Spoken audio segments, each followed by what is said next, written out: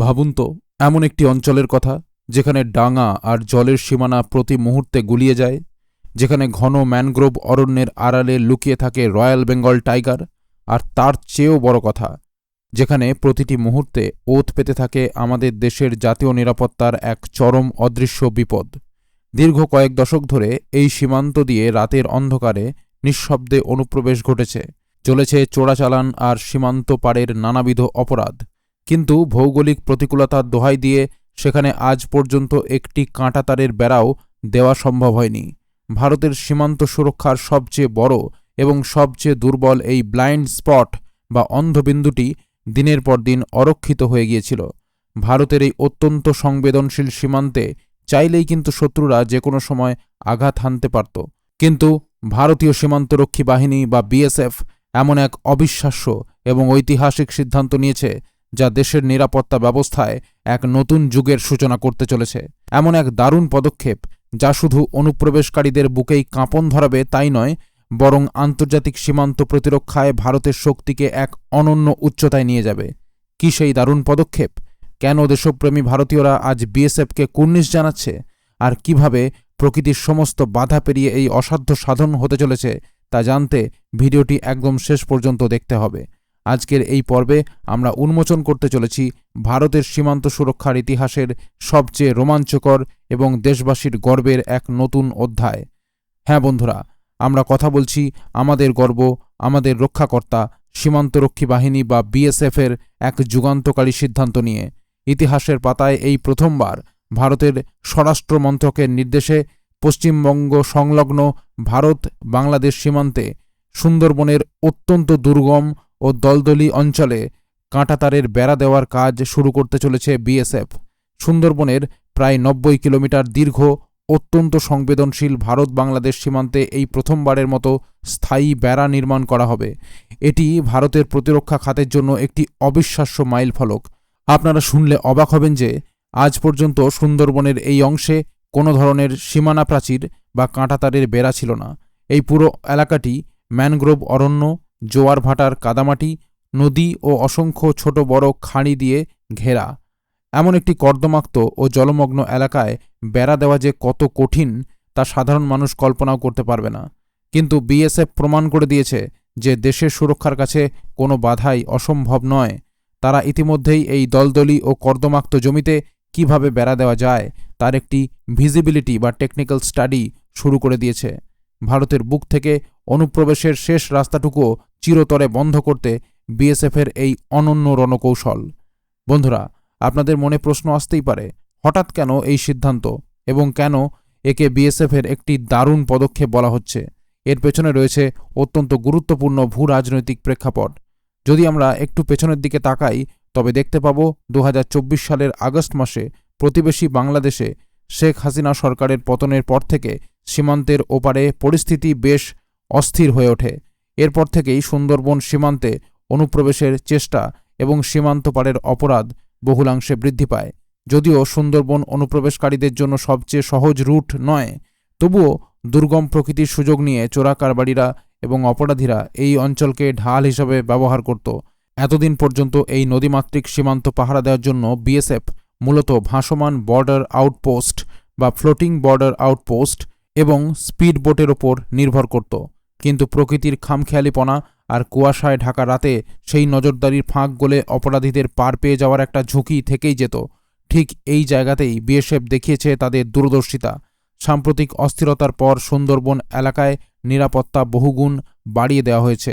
আর এবার দীর্ঘমেয়াদী সমাধানের জন্য সরাসরি কাঁটাতারের বেড়া দেওয়ার জন্য এই যুগান্তকারী পরিকল্পনা গ্রহণ করা হয়েছে, যা অপরাধীদের অনুপ্রবেশ সম্পূর্ণরূপে রুখে দেবে। সুন্দরবনের এই বিশাল সীমান্তে কাজ করা কতটা চ্যালেঞ্জিং তা বুঝতে আমাদের কিছু বাস্তব পরিসংখ্যান জানতে হবে।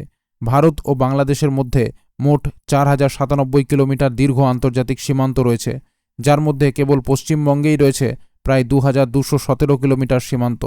স্বরাষ্ট্রমন্ত্রকের তথ্য অনুযায়ী পশ্চিমবঙ্গের এই বিশাল সীমান্তের মধ্যে এখনও প্রায় 569 কিলোমিটার এলাকা সম্পূর্ণ বেড়াবিহীন অবস্থায় পড়ে রয়েছে, যার মধ্যে 456 কিলোমিটার এলাকা বেড়া দেওয়ার যোগ্য হলেও ভৌগোলিক জটিলতার কারণে 113 কিলোমিটার এলাকায় সাধারণ উপায়ে বেড়া দেওয়া একেবারেই অসম্ভব ছিল। সুন্দরবনের এই 90 কিলোমিটার অংশটি ঠিক সেই অসম্ভব ক্যাটাগরিতেই পড়ত। কিন্তু এই অসম্ভবকে সম্ভব করতে ময়দানে নেমেছেন স্বয়ং বিএসএফের ডিরেক্টর জেনারেল প্রবীণ কুমার। জানা যায় 2026 সালের 11 থেকে 14 জুলাইয়ের মধ্যে বিএসএফের প্রধান প্রবীণ কুমার স্বয়ং সুন্দরবনের অত্যন্ত দুর্গম এবং অতি সংবেদনশীল উপকূলীয় অঞ্চলগুলো সশরীরে পরিদর্শন করেন। তিনি নিজে আমাদের বীর সীমান্তরক্ষী বা সীমা প্রহরীদের সাথে দিনরাত কাটান, তাদের মনোবল বৃদ্ধি করেন এবং কাজের অগ্রগতি খতিয়ে দেখেন। তিনি স্পষ্ট নির্দেশ দিয়েছেন, সমস্ত সরকারি দপ্তরের সাথে সমন্বয় রেখে এই সীমানা প্রাচীরের কাজ যুদ্ধকালীন তৎপরতায় শেষ করতে হবে। এই কাজের মাধ্যমে বিএসএফ আজ প্রমাণ করে দিল যে দেশের প্রতি ইঞ্চি জমি রক্ষা করতে তারা কতটা প্রতিজ্ঞাবদ্ধ। এখন আপনাদের মনে আরেকটি বড় প্রশ্ন আসতে পারে, সুন্দরবন তো একটি অত্যন্ত সংবেদনশীল পরিবেশগত এলাকা, এখানে বেড়া দিলে কি বন্যপ্রাণী ও প্রকৃতির ক্ষতি হবে না? বিএসএফ এই বিষয়েও অত্যন্ত দায়িত্বশীল এবং চমৎকার পরিকল্পনা হাতে নিয়েছে। জানা যাচ্ছে এই 90 কিলোমিটার সীমান্তের মধ্যে প্রায় 71 কিলোমিটার অংশ সরাসরি সুন্দরবন ওয়াইল্ড লাইফ স্যাংচুয়ারি বা বন্যপ্রাণী অভয়ারণ্যের সাথে যুক্ত।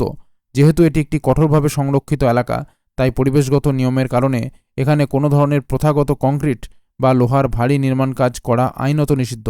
কিন্তু দেশের সুরক্ষাও তো ফেলে রাখা যায় না, তাই বিএসএফ এখানে বিজ্ঞানের এক দারুণ মেলবন্ধন ঘটিয়েছে। যেসব এলাকায় পরিবেশগত কারণে কাঁটাতারের বেড়া দেওয়া যাবে না, সেখানে বিএসএফ অত্যাধুনিক প্রযুক্তির ব্যবহার করতে চলেছে। সেখানে বসানো হচ্ছে হাইটেক থার্মাল ইমেজিং ক্যামেরা, শক্তিশালী সার্চ লাইট, অত্যাধুনিক সেন্সর এবং নাইট ভিশন ড্রোন প্রযুক্তি। অর্থাৎ যেখানে সরাসরি বেড়া থাকবে না, সেখানে তৈরি হবে একটি অদৃশ্য স্মার্ট টেকনোলজিক্যাল ওয়াল বা প্রযুক্তিগত প্রাচীর। কোনো সাধারণ মানুষ বা অনুপ্রবেশকারী যদি সেই অভয়ারণ্য এলাকা দিয়ে সীমান্ত পার হওয়ার চেষ্টা করে, তবে তৎক্ষণাৎ বিএসএফের কন্ট্রোল রুমে অ্যালার্ম বেজে উঠবে। একেই বলে প্রকৃত বুদ্ধিমত্তা ও প্রযুক্তির সেরা ব্যবহার।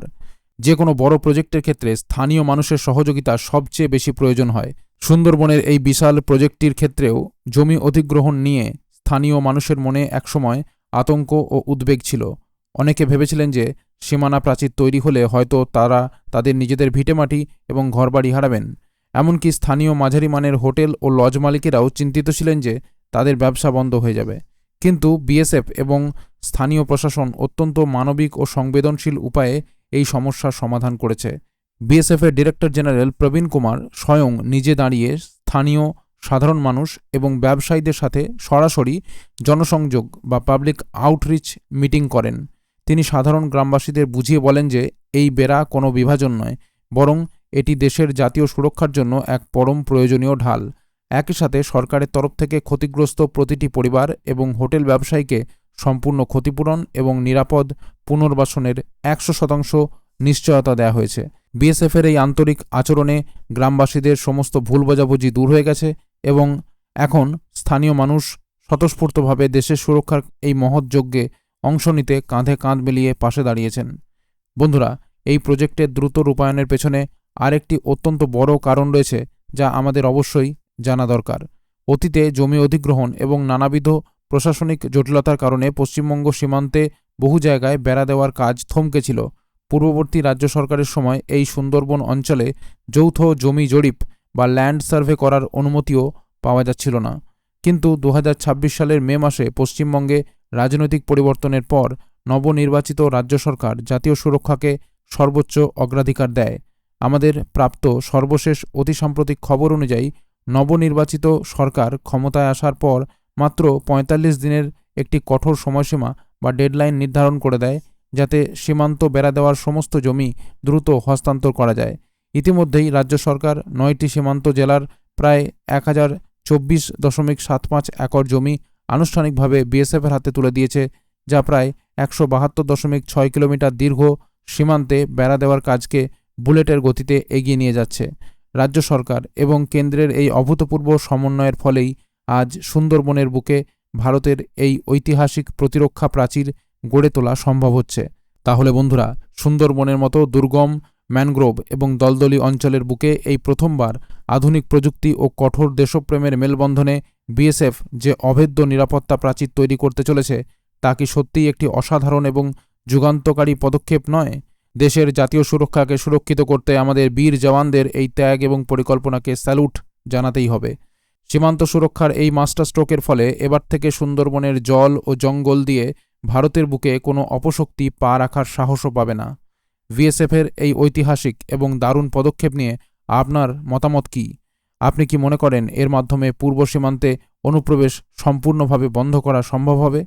অবশ্যই নিচে কমেন্ট বক্সে আপনার মূল্যবান মতামত আমাদের জানান। আর কমেন্ট করতে ভুলবেন না। জয় হিন্দ, ভারত মাতা কি জয়।